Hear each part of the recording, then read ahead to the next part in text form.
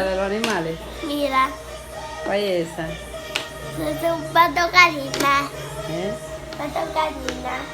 Ah, enséñale a los animales, Elena.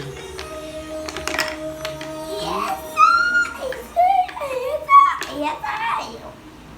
Esos son 3 deseos fascinantes. ¿Mm? Veamos qué dice la Mire, ¿cómo dice el pato?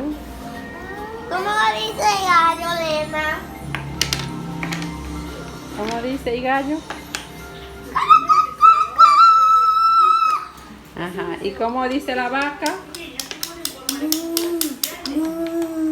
Dile a Elena, ¿cómo que dice?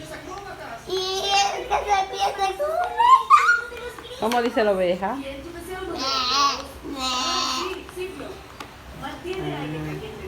¿Y cómo dice el caballo?